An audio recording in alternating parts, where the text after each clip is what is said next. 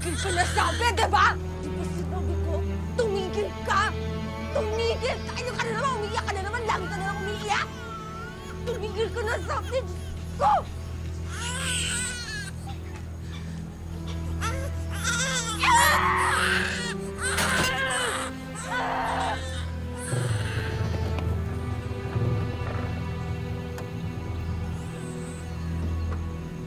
Mary? Mary! Mary! Tumigil ka na! Ano yung ginagawa mo? Diyos ko, Mary. Papatayin mo ba yung anak mo?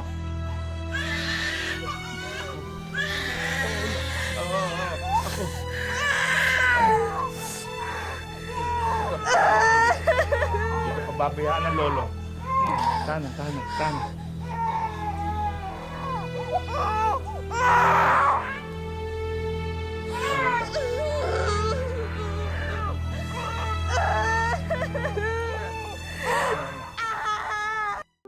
Mahirap daw maging isang tunay na magulang. Kailangan ng katawang hindi napapagod, ng isipang laging umuunawa, at higit sa lahat, isang pusong handang masaktan. Ito ang natutunan ni Lolo Jesus, isang tricycle driver na mula sa Osamis City. Hindi lang daw siya nagdusa sa pagpapalaki sa kanyang mga anak, kundi pati na rin sa kanyang apo. Magandang araw po mga kapuso. Ako po si Vicky Morales at ito ang Wish Ko Lang. Malamang po, merong postpartum depression ang anak ninyo, Mang Jesus. Ano ba yun? Kung minsan po, nakakaranas ng depression ng isang bagong panganak. Nagiging mainitin ng ulo, irritable, nalulungkot ng sobra na wala namang dahilan. Sakit po pala yun. Sigurado ba kayo na hindi nasisiraan ng ulo yung anak ko? Kaya naman baka may sanib ng demonyo. Naku, hindi po. Marami pong nakakaranas niyan. Pero, kasi kahit na yung anak niya, handa niya saktan Opo, nangyayari po talaga yan sa isang babae na may postpartum depression. Minsan nga po hindi nila matignan ng anak nila. Ganun po ba? Ano kaya ang pwede kong gawin para mawala yung Postpartum depression po.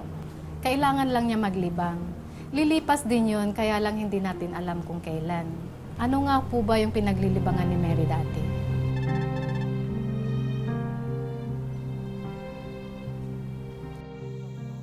Saan kayo, miss?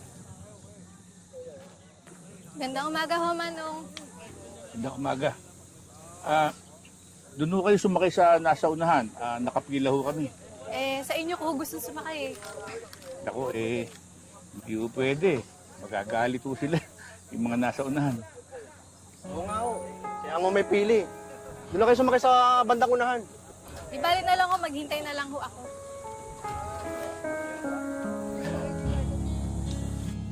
At talaga gawin mo, Manong, ha?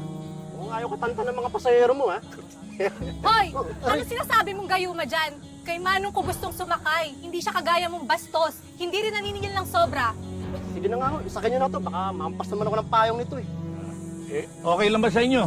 Okay na ho. Baka nyo na yan. Yeah.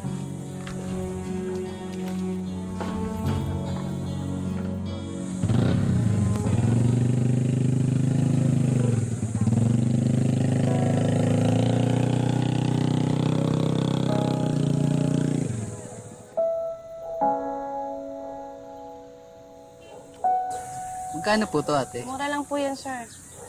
May kasama po bang charger to? Wala po, sir. Madali lang naman bumili ng charger, eh. Okay lang ba ito? Mura lang po yan, sir. 1.5. Ay, sir. Gusto niyo rin po? Patingin Mura lang po. Ito. Ito po.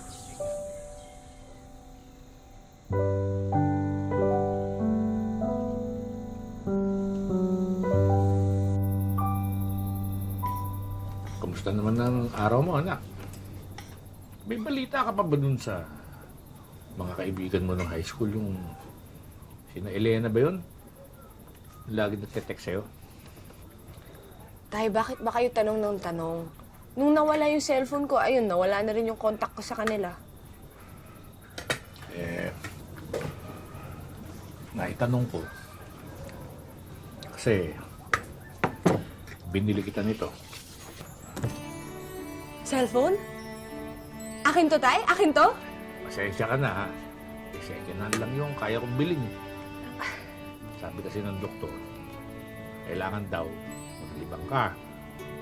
Kaya, Okay na to, Tay. Kahit hindi masyadong high-tech, okay na. Pero, Tay, dapat bibilan niyo ako ng load para makapag-text naman ako. sige, sige. Ako na bahala sa load. Sige na, sige na. Tapusin na natin itong hapunan natin. Sige, Tay. Babalik lang ako. Wait lang, ha.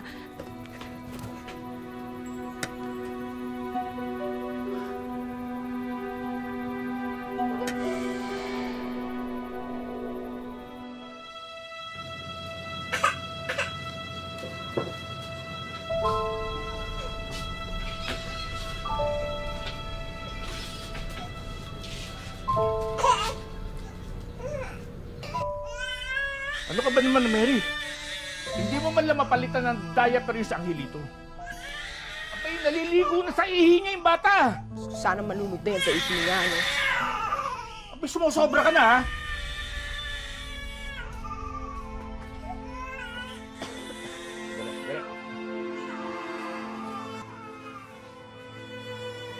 Yan. Ba't nandiyan yung bag mo? Aalis na ako, Tay. Iwan ko na kayo ng apo niyo. Aalis? Bakit ka aalis? Saan ka pupunta? Doon ako sa boyfriend ko, kay Mike. Boyfriend? Paano ka nagka-boyfriend? Nakilala ko siya sa text. Nanligaw siya sa akin sa text. Sinagot ko rin siya sa text doon. Teka.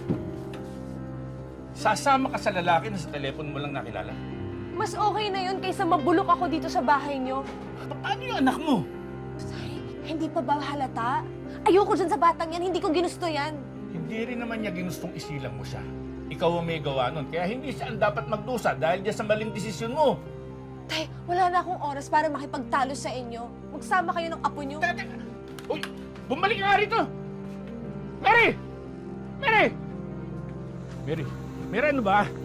Mary! Bahala na kayo dyan sa apo niyo.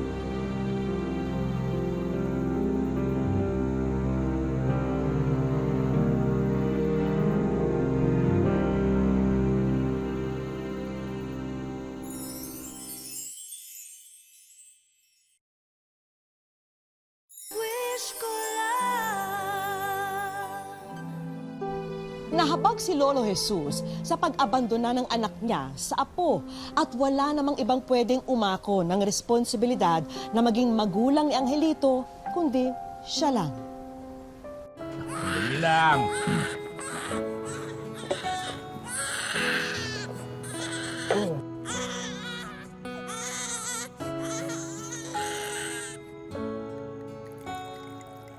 Oh, sandali lang yun. Ay, yan, nasobra tuloy.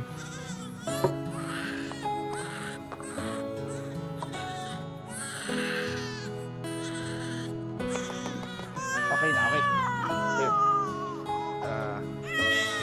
Okay. Okay na, okay. Yan. Okay.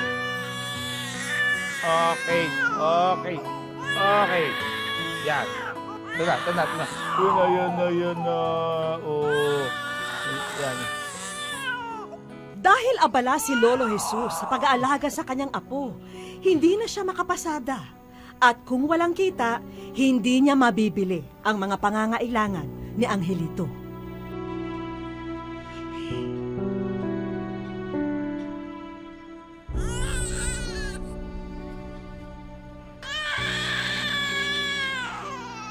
Uy. Pasensya ka na, anak, ha?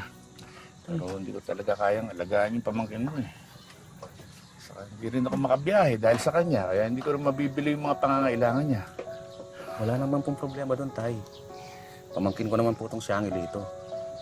Kaya lang, Tay, alam niyo naman po magsasaka lang ako. Wala po akong may bibigay na magandang buhay sa kanya. Papadala naman ako ng pambili ng gatas at saka diaper niya. Para hindi mo nalalahanin yung gastusin. Hindi lang yun, Tay. Nag-aaral na rin po yung mga anak namin ni Rosa. At isa pa, parehas po kami naghahanap buhay. Kaya wala rin pong magbabantay para alagaan tong si Angelito. Siguro naman mas magiging maayos yung buhay niya dito kaysa sa akin. Hindi ko naman siya pwedeng isama doon sa pagpasada ko. Sige po, ako na lang pong bahala sa kanya. Apo, pasensya ka na ha. Hindi kita talaga kayang alagaan eh. Sinubukan ko. Ginawa ko na lahat pero parin mo ko ato ha. Dito ka muna. Sige na, sige na. Huwag na niya. Tama. Papasada pa ako ha. Sige, Tay. Ingat po kayo. Tama na. Tama na.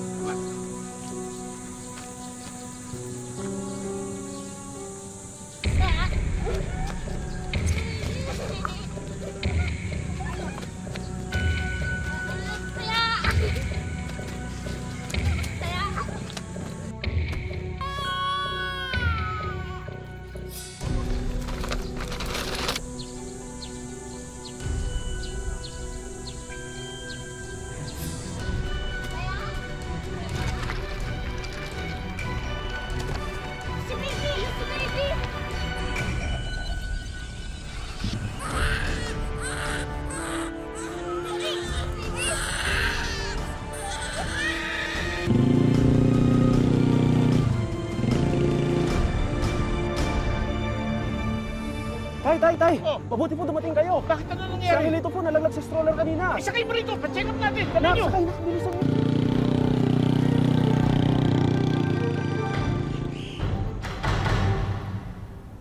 Mang Jesus, Opo, Dok. nabalian ng buto sa braso si Angelito. Nabalian. Diyos ko. Pero bukod po doon, wala naman po siya ibang injury.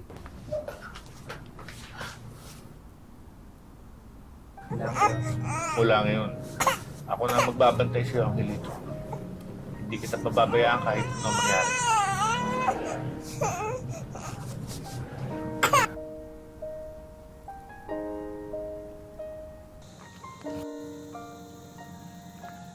Kasama ka sa biyahe ni Lolo, ha? Teka na! Teka na po, dito ka. Natin. Ups! Yan. Yan. Yan ang baby. Okay.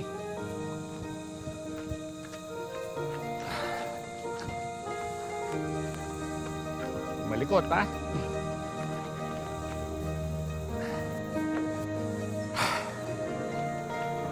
Natin ito kakasin ni Lolo, ha?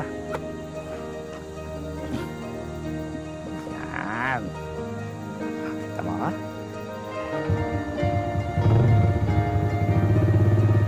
Okay, yan na.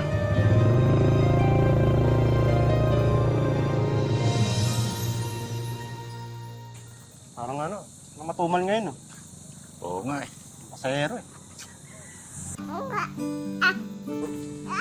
Oh, ka na. Ha? Oh, dali lang, ha?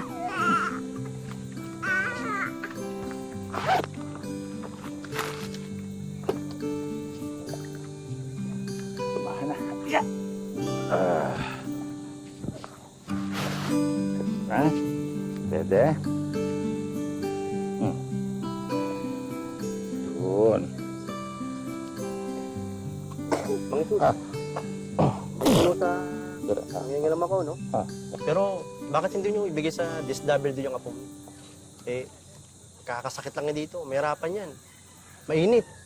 Mausok tsaka maingay. Dali. Naisip ko na rin yun.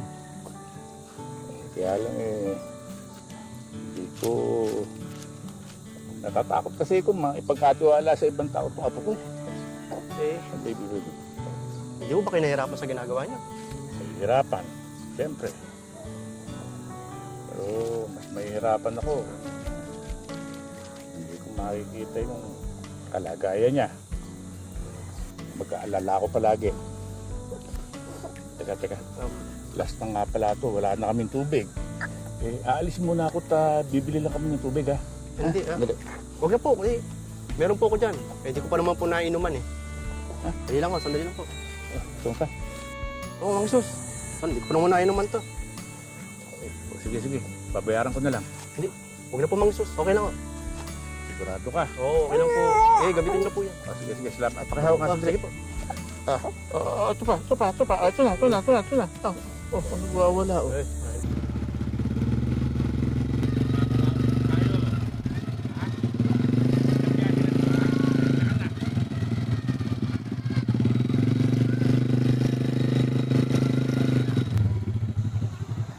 Wala po?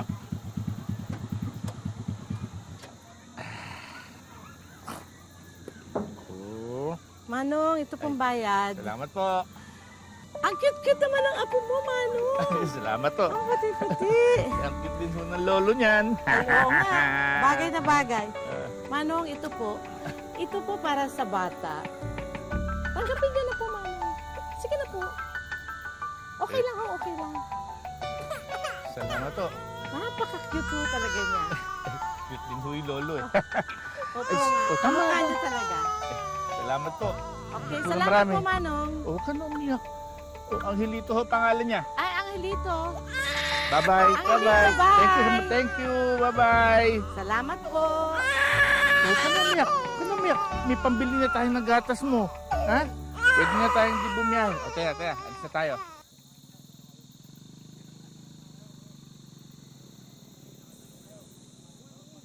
Tay,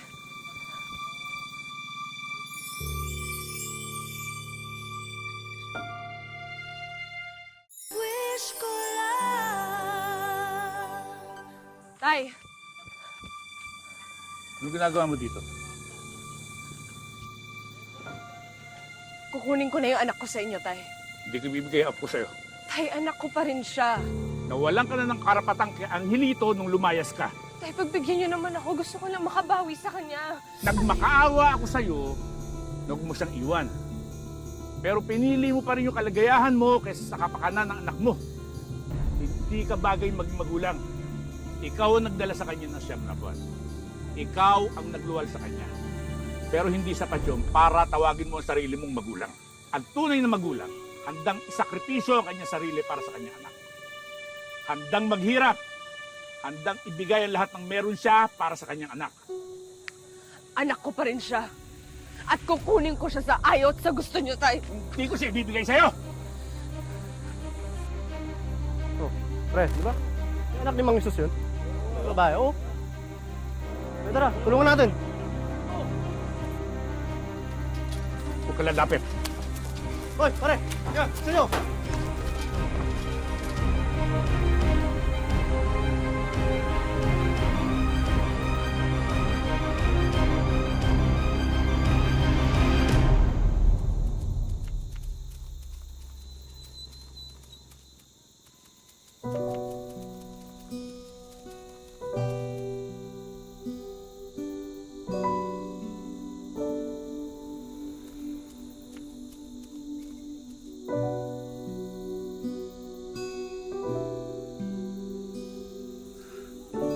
Salamat sa inyo.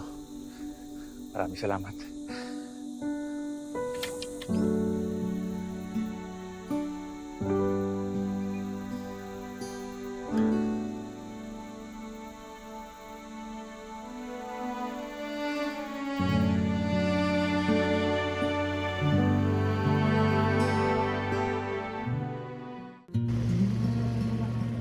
Sa bayan ng Osamis, patuloy ang pagharurot ni na Lolo Jesus at Angelito. Ang tricycle ng matanda, pangalawang tahanan na ng kanyang apo. Hindi na kasi mabilang ang mga pagkakataon na dito mismo sa tricycle ipinaghele at nahimbing sa pagtulog ang kanyang apo. Bagamat may pangamba ang bawat biyahe, walang ibang maisip na paraan si Lolo Jesus. Sa akin, parang mahirap pero maraming natutuwa kasi nakakita nila yung motor tumatakbo na may duyan. Tulad nito. Yan, may laman ng bata. Sabi ko sa kanila, ang Panginoon na lang po ang bahala sa amin. Mahalaga kasi ang bawat pasada ni Lolo Jesus. Dito kasi nakasalalay kung matutulog sila sa gabi na busog o kaya naman ay kumakalam ang sikmura. Ang hirap talaga kapag hindi itong wagwag, itong nasakyan ko. Wala akong pambiling gatas. Hindi ako nakapamasada.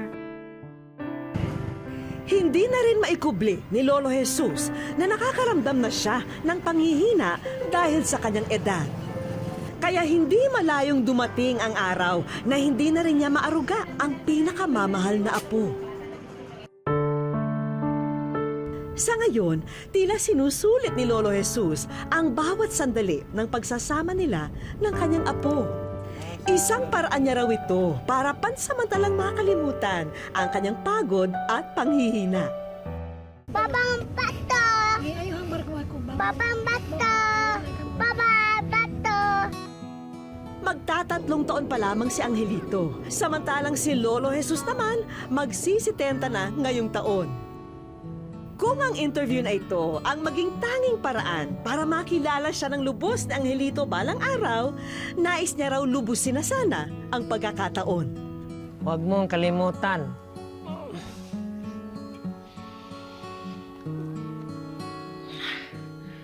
Pinalaki kita dahil mahal kita. I love you, Angelito.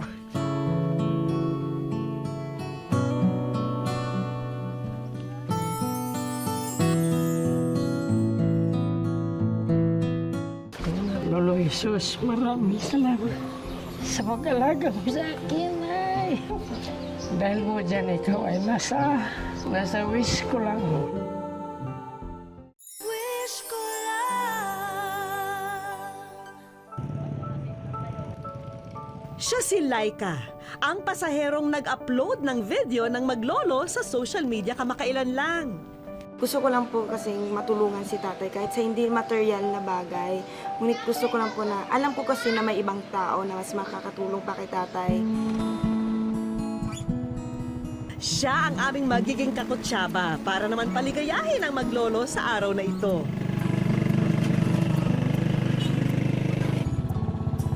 Pero kailangan, maihatid muna nila sa room 10 ang kahon ni Laika. Tay, samahan mo ko sa room 10. Room 10 po. Ah, sige. Sige po. Baba tayo. Doon lamang napansin ni Lolo Jesus na sa kanya nakapangalan ang kahon. Para sa iyo, Jesus. Ha? Para sa akin ho. Lolo Jesus, maraming salamat sa pag-alaga mo sa akin, ay. Meron pa na. Dahil mo dyan, ikaw ay nasa wish ko lang. Doon din nakita ni Lolo Jesus ang kauna-unahang larawan nilang maglolo na naka-frame. Ang ilito pala to. Para naman kay Laika, sapat na raw sa kanya ang mapansin ng ibang tao ang post niya sa social media. Iba yung sacrifice niya bilang lolo. Kasi hindi naman po lahat ng lolo ganito. Na-touch lang po ako kasi yung sacrifices niya ay para lahat yun sa kanyang apo. Maraming salamat sa iyo, Karen. Hindi ko na ramdaman kung saan kayo nakasakay sa akin at bumawa. Ayun lang po yung masasabi ko. Bait din.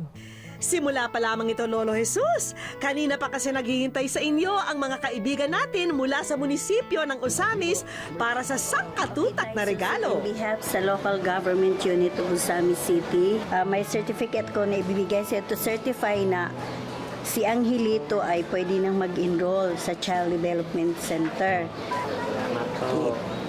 Maraming salamat po. Malaga po ito para sa apo ko. Ang tulong na to. Kaya maraming salamat. Dito, mababantayan na si Angelito, matututo pa siya. Ang certificate na ito ay nagpapatunay na ikaw ay karapat-dapat bigyan ng tulong para maayos ang iyong tahanan, para may matuluyan kayo at ng iyong apo na maayos. So, ito po, nagpapatunay. Ito po, laking tulong ito sa akin. Kasi po, malapit na tumataon ang bahay ko. So, yun. Kaya maraming salamat din sa iyo. At lalo na sa, sa local government natin. Tatay Susing, ito ang certificate. Ibigay sa inyong livelihood assistant. Malaking tulong na ito, tatay. Salamat po. Pati puhunan sa bagong negosyong nais niyong pag-aabalahan. Ba, nakakalain niya, may nasa likuran ko palang tumutulong sa akin. Pati ang pensyon niyo bilang senior citizen, inaasikaso na rin ng mga oras na yon. At magkakaroon ka ng 500 pesos every month. So matatanggap mo ito every 3 months. So total of 1,500 para sa maintenance mo, sa gamot at gatas. Tanggapin mo itong tayo. Salamat po. Social pension. Kaya ito lang masabi ko, napakaraming salamat sa lahat po. Yan po ang masabi ko. Hindi rin namin nakakalimutan ang mga pangunahing pangangailangan niyong maglolo tulad ng pagkain, gatas, vitamins at mga damit. Tinan mo yung kutsi mo. Napakaraming salamat po. Yung tulad na yun. Nakita ko naman ang tulong. Ang dami naman itong pagkain. Nangako ko sa mga tao na mamahalin ko si Angelito sa pambuhay. Hanggang makakayog pa ngayon. Maswerte raw si Angelito at may lolo siyang hindi siya pababayaan. Ganon din naman si Lolo Jesus. May apo siyang pinanghuhugutan niya ng lakas. At gabay nila ang bawat isa sa kanilang pagpasada sa kalsada ng buhay. Ako po muli si Vicky Morales, nagpapasalamat sa inyong patuloy na pagsubaybay. Dito po sa Wish Ko Lang.